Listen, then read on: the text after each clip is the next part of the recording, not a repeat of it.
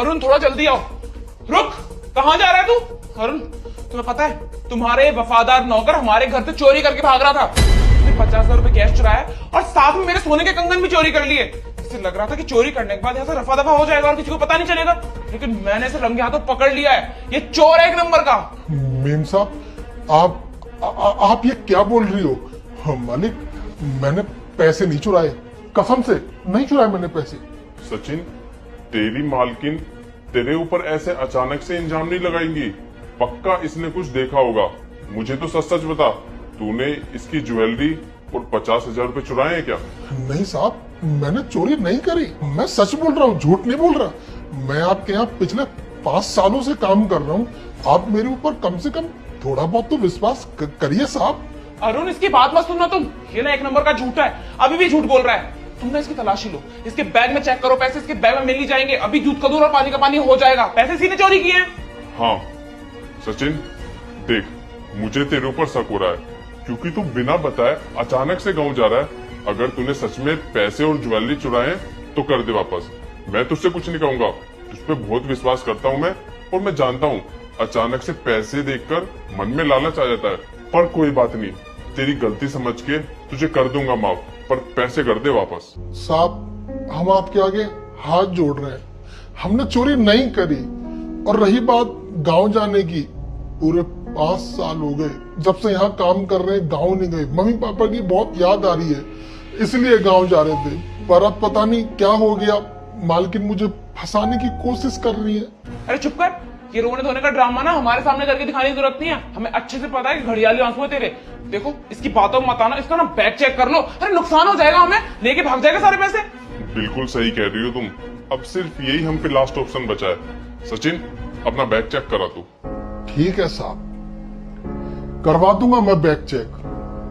आप मुझे अपना मानते थे ना, बड़ा विश्वास करते थे, पर आज सब खत्म सही हो गया।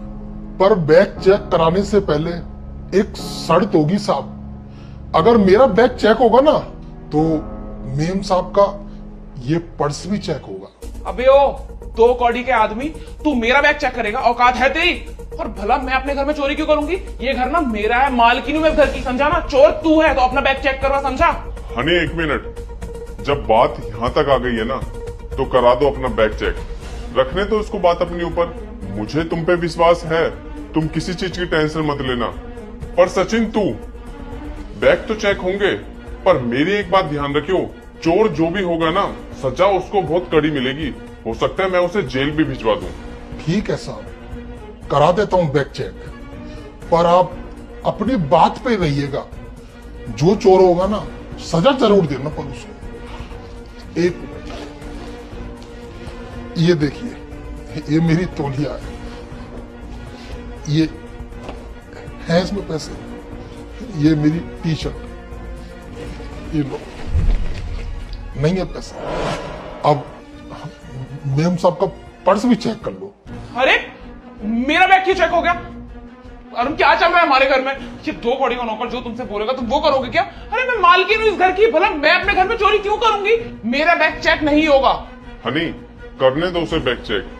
वैसे भी शर्त के मुताबिक उसने पहले ही अपनी बात रख दी थी। हमें ये भी तो पता लगाना है कि पैसे आखिर गए कहाँ।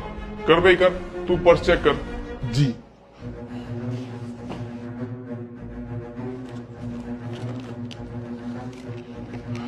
ये लीजिए साहब, 50,000 कैश और मालकिन की ज्वेलरी इन्हीं के पर्स में है।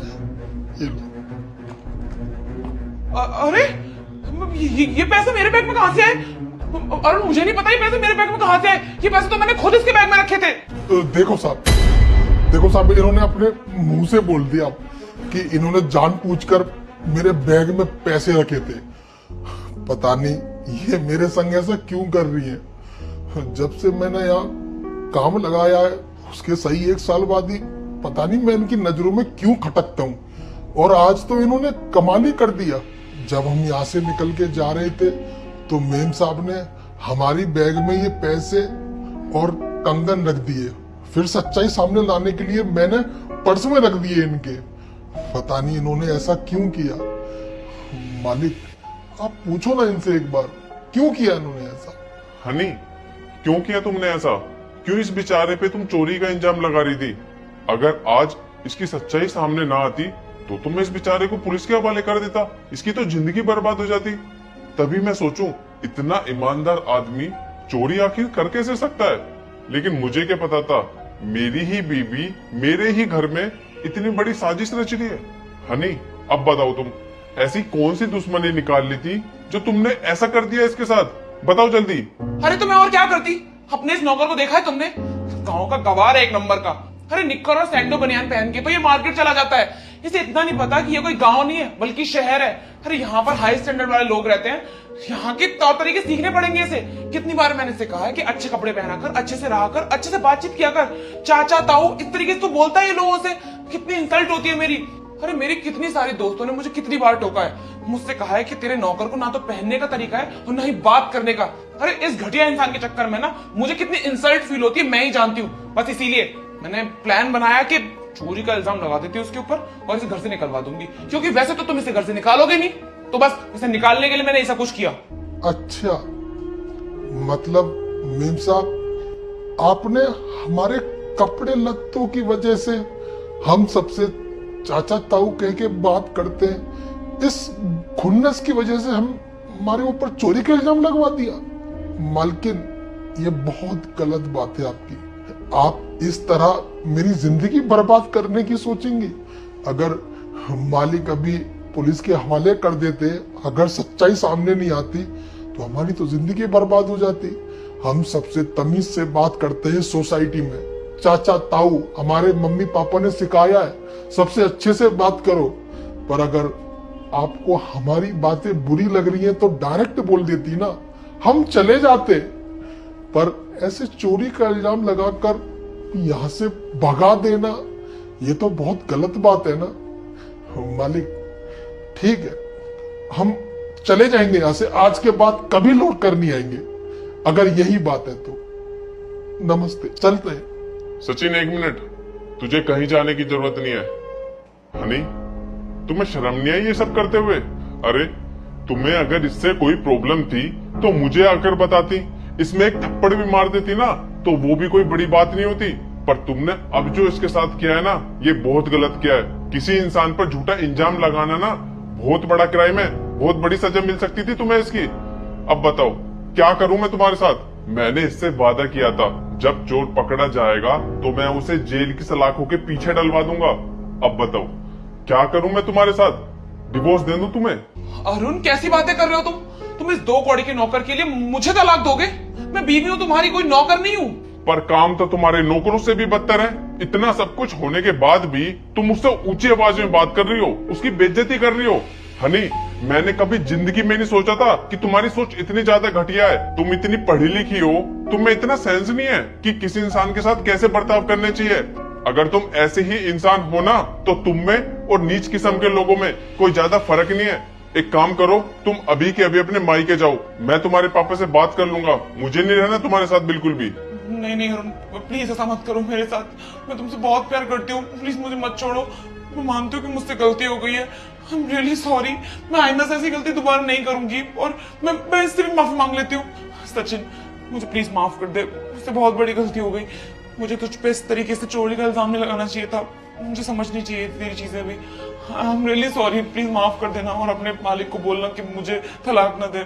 मेम साहब, मालिक जब तुम्हें छोड़ने लगे तो तुम मुझसे माफी मांगने लगी। चलो कोई बात नहीं, अगर आपको अपनी गलती का एहसास है या नहीं है ये तो नहीं जानता, पर जब माफी मांग रही है तो इतने निर्दयी नहीं है जो हम माफ भी ना कर सके। मालिक, जो हुआ सो हुआ, कोई बात नहीं। हम मालकिन को मत छोड़ो, रख लो, हम आपके आगे हाथ जोड़ रहे हैं। अगर आपने इनको छोड़ दिया ना तो जिंदगी बर्बाद हो जाएगी दोनों की, हम नहीं चाहते। ठीक है, हम चलते हैं।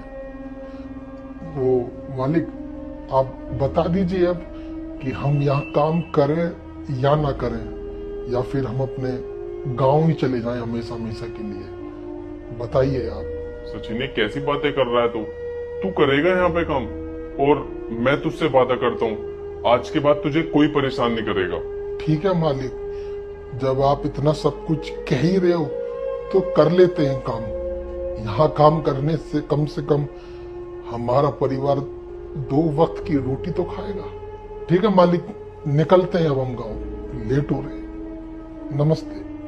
नमस्ते। और सुन, पैसे की जरूरत पड़े तो तू मुझे बता दियो, मैं तुझे ट्रांसफर कर दूंगा। जी मालिक।